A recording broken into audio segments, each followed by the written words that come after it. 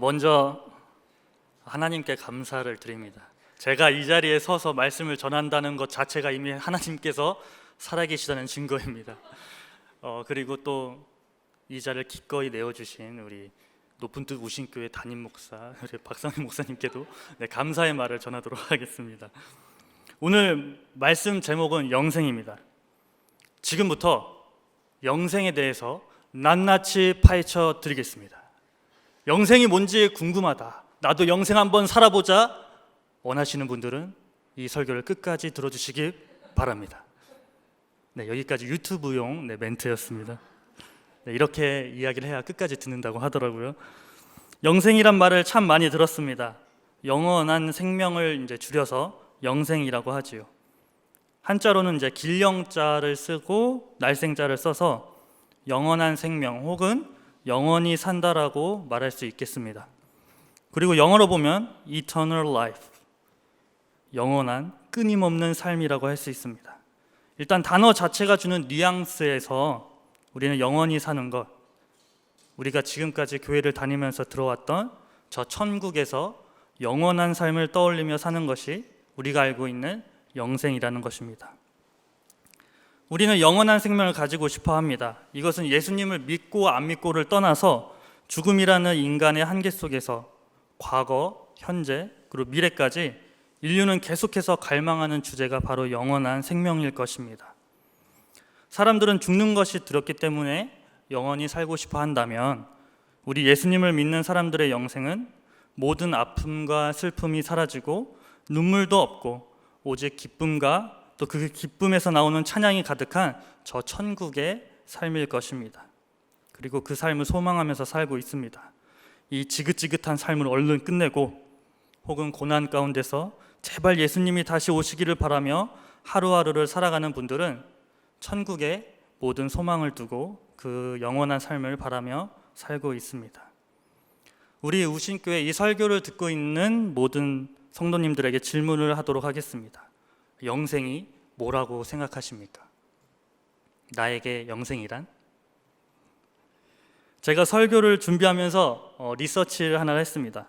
조사 표본이 한 명이어서 신빙성은 떨어지지만 어떤 조사였냐면 우리 아내님에게 영생이 뭐라고 생각해? 질문했습니다. 드디어 제 설교에도 아내가 나오기 시작했습니다. 질문했더니 아내님께서 대답하셨습니다.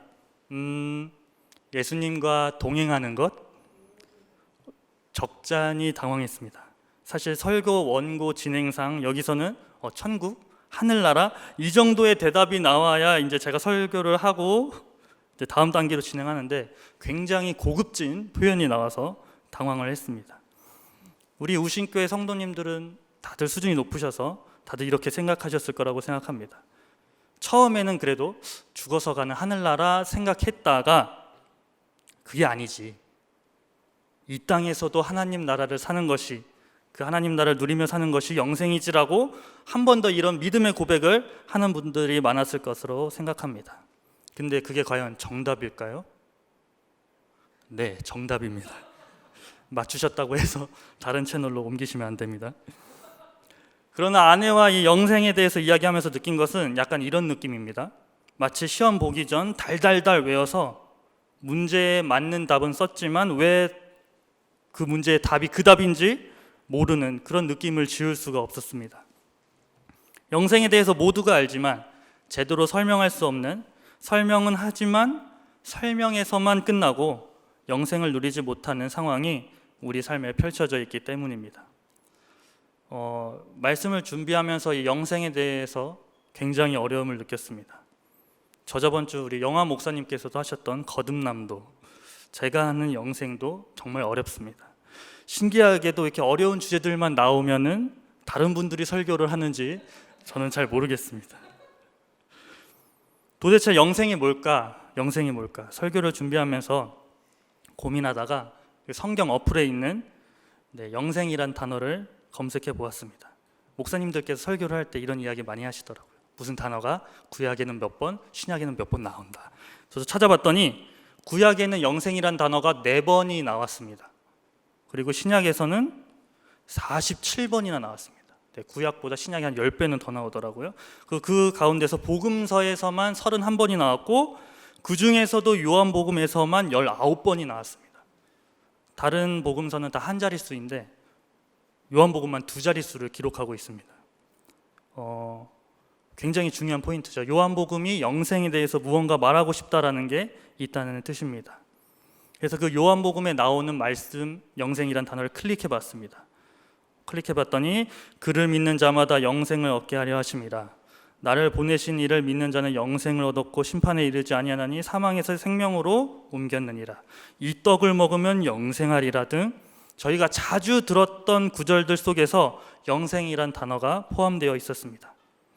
그리고 쭉 보는 중에 요한복음 17장 3절에 영생이란 이 단어가 목적어나 서술어가 아닌 주어로 쓰이면서 정의를 내리는 구절이 있었습니다. 제가 읽어드리도록 하겠습니다. 영생은 곧 유일하신 참 하나님과 그가 보내신 자 예수 그리스도를 아는 것이다. 이 구절을 원문 그대로 해석을 해보자면 그들이 하나님과 예수님을 아는 것, 이것이 영생이다가 됩니다. 여기서 아마 많은 분들이 좀 자유함을 느끼셨으면 좋겠습니다. 주변에 이런 분들 꼭 있잖아요. 난 머리로는 알겠는데 마음으로는 믿어지지 않아. 바로 이런 분들이죠. 아는 것도 중요합니다. 오늘 읽은 말씀 요한복음 3장 36절에 직접 인용을 해서 이 영생이란 정의를 한번 넣어보겠습니다. 그래서 아들을 믿는 자에게는 영생이 있다. 이것을 이제 넣어보면 아들을 믿는 자에게는 곧 유일하신 참 하나님과 그가 보내신 자 예수 그리스도를 아는 것이 있다. 자연스럽게 믿음에 있어서 중요한 요소라면 바로 아는 것입니다. 하나님이 어떠한 분이신지를 알고 하나님이 보내신 예수님이 어떠한 분이신지를 아는 것이 너무 중요합니다. 그래서 두 문장에 있는 서술어 믿는, 믿다와 아는, 안다가 굉장한 밀접한 관계가 있다는 것입니다. 우리는 믿음에 대해서 이런 표현을 많이 합니다. 믿음이 크다, 작다. 어떻게 하면 믿음이 큰 걸까요? 큰 믿음은 무엇인가요? 믿습니다 하면은 큰 건가요? 그리고 믿습니다 하면 작은 믿음일까요? 믿음에서 중요한 것은 바로 대상을 어떻게 아느냐입니다. 우리가 믿는 대상을 얼마만큼 알고 있느냐에 따라서 우리의 믿음의 크기가 결정됩니다. 즉, 내가 하나님을 어떻게 알고 있느냐에 따라서 믿음의 크기가 달라지는 것입니다. 하나님이 단순히 나의 필요를 채워주시는 분이라고 알고 있으면 믿음은 거기서 끝납니다. 하지만 하나님이 온 세상의 창조주이심 또는 나를 구원해 주시는 분이시다라는 것을 알면 세상은 끝난 것이죠. 계속해서 저희가 마가복음을 통해서 묵상을 하고 있는데 말씀을 읽으면서 해도 너무한 거 아닌가라는 무리가 나옵니다. 바로 예수님의 제자들입니다. 예수님과 제일 가깝게 지냈던 동고동락했던 제자들은 하나같이 모릅니다. 예수님께서 매번 말씀해 주셔요. 내가 대속제물이야. 내가 십자가에서 죽어야 해. 한 번도 아니고 3번이나 말씀하시는데 제자들은 어떤 반응인가요? 죽으면 안 된다. 나중에 오른쪽에 앉혀달라, 왼쪽에 앉혀달라 난리가 납니다. 그러나 마가복음에 나오는 이름도 없는 중풍병자, 혈루병 여인, 과부 이런 사람들은 예수님이 그리스도 메시아라는 거 말고는 아는 것이 없습니다. 아니, 아는 것이 없는 게 아니라 이 세상 모든 것은 몰라도 예수님이 그리스도 메시아라는 사실 하나만 알고 예수님 앞에 나왔을 때 예수님께서 그들에게 이야기하십니다. 내 믿음이 크도다. 그 말씀하시는 예수님의 음성을 들을 수가 있는 것입니다. 우신가족 여러분, 참 하나님과 예수님께서 메시아, 그리스도라는 것을 안다면 우리는 이미 영생을 소유한 자임을 믿으시기 바랍니다. 우리 안에 영생이 있다면 그 영생을 어떻게 누리는지에 대해서도 이야기하고자 합니다. 오늘 읽은 본문 말씀 중간 부분은 이렇습니다. 아들에게 순종하지 아니하는 자는 영생을 보지 못하고 여기서 나오는 영생을 보지 못한다, 영생을 본다, 영생을 얻는다, 다양한 표현을 하는데요. 이런 표현은 영생을 경험한다에 대한 관용적인 표현이라고 할 수 있습니다. 영생을 경험한다 혹은 영생을 누린다라고 이야기할 수 있습니다.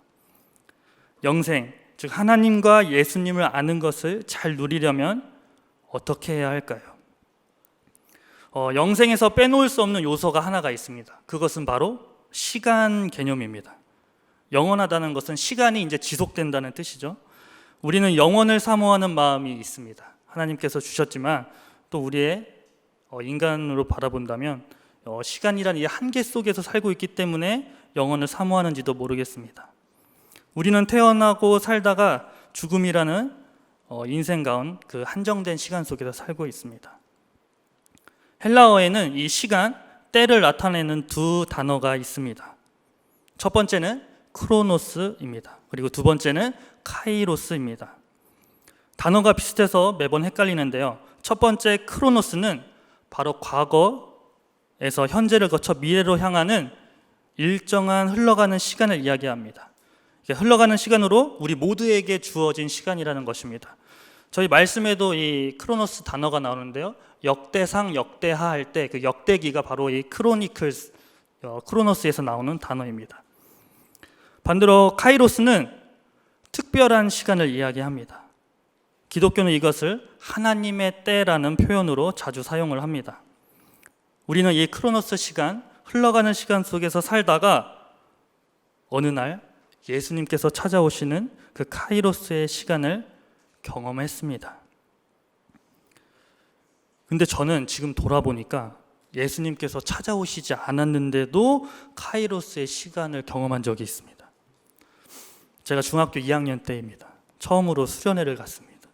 수련회라는 것을 처음 갔긴 했지만 그동안 교회를 열심히 다녔었습니다. 가서 이제 기도회를 하는데 그래도 제가 신앙생활 15년 차였는데 중학교 2학년이면 기도를 못 하겠는 거예요. 어떻게 하는지도 모르겠고 그때 1차 충격이 좀 있었습니다. 그래서 옆에 형이 하는 기도를 보고 따라해 보기도 하고 그래도 내가 15년 신앙생활 했는데 기도는 해보고 가야지 해서 기도를 열심히 했습니다. 그리고 대망의 둘째 날이 되었습니다. 밤 12시까지 기도회를 하고 끝이 아니라 그때부터 시작이었습니다. 그때부터는 이제 산으로 올라갑니다. 그래서 올라가서 보니까 이제 개인 기도실이 이렇게 주르르르르 있더라고요. 그래서 그 안에 이제 한 명씩 들어가서 기도를 하는 겁니다. 근데 중학생들은 좀 무서워하니까 이제 2인 1조로 이제 조를 나눕니다. 그래서 한 명이 들어가면 밖에서 중보 기도를 합니다. 이렇게 서로 번갈아 가면서 기도를 합니다. 그렇게 밤새 기도를 했습니다. 그러니까 기도를 많이 했다는 관용적 표현이 아니라 진짜 밤새 기도를 했습니다. 어느 정도 지나니까 진짜 해가 뜨더라고요. 기도실에서 나와서 이제 돌밭에 이제 둥그렇게 손을 잡고 이제 기도를 하기 시작했습니다. 저는 그날 새벽 진짜 예수님이 오시는 줄 알았습니다.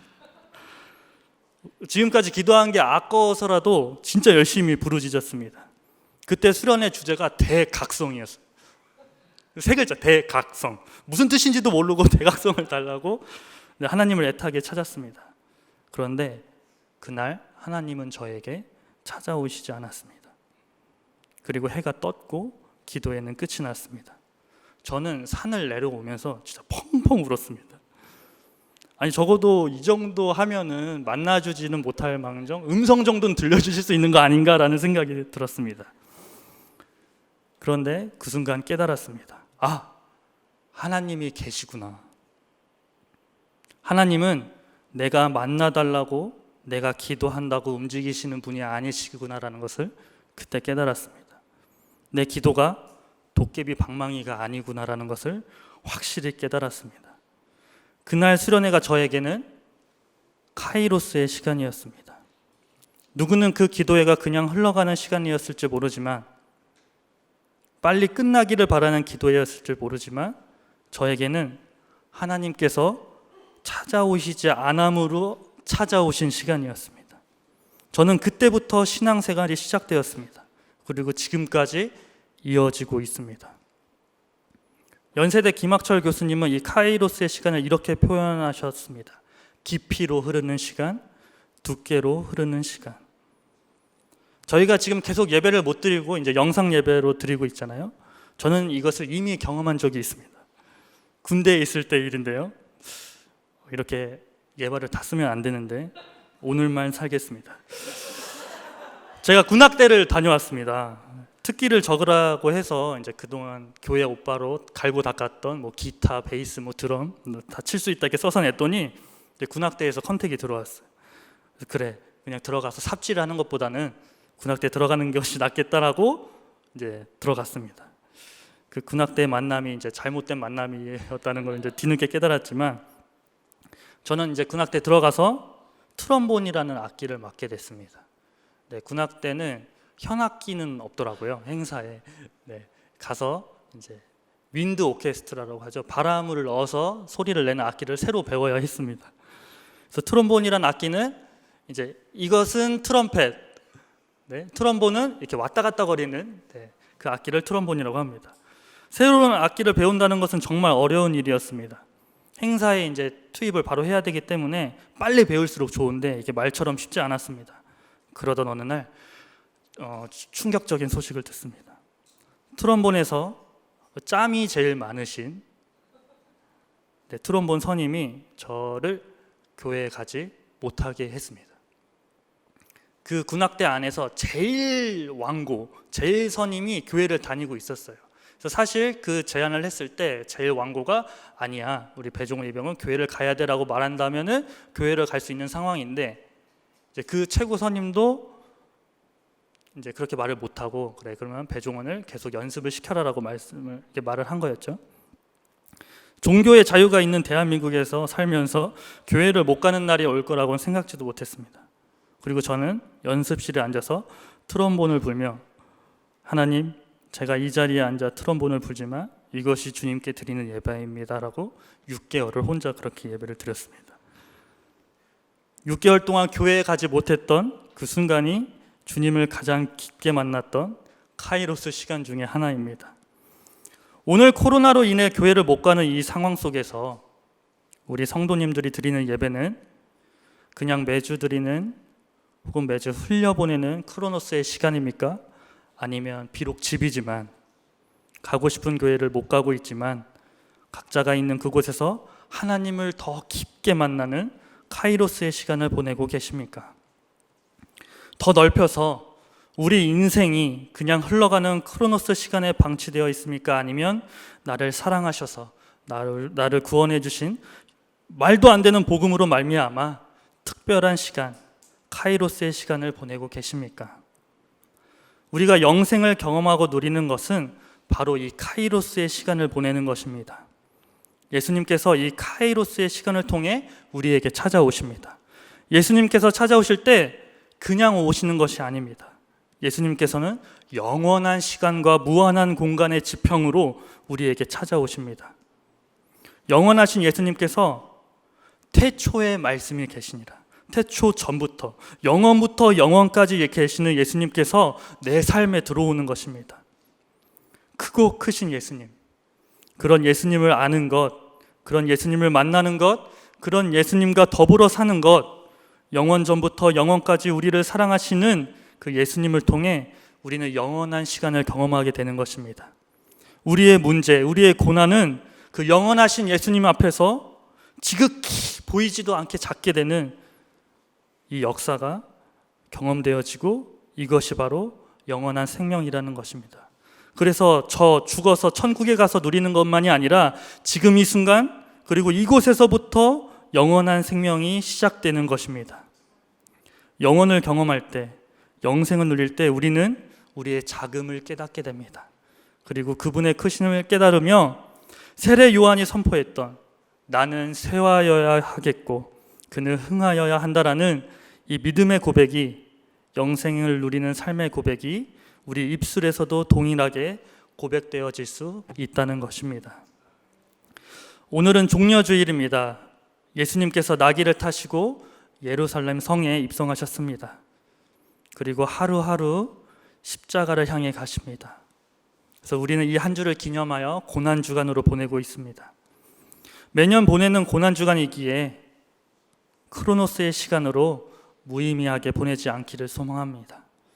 호산나 호산나만 외쳤지 정말 예수님을 어디로 가시는지 아무 관심이 없었던 사람들과 제자들이 되지 않기를 소망합니다. 예수님께서 이 땅에 오신 이유, 그리고 십자가를 지신 이유, 그리고 부활하신 이유를 이번 고난주간을 보내면서 다시 한번 깊이 깨닫게 되기를 소망합니다. 한 주 동안 예수님을 묵상하며 참 하나님과 그 아들이신 예수 그리스도 앞에 정직하게 서게 되길 소망합니다. 그럴 때에 예수님께서 카이로스의 시간으로 찾아오실 때 진정한 영생을 누리는 우리 우신가족 모두가 되기를 간절히 소망합니다.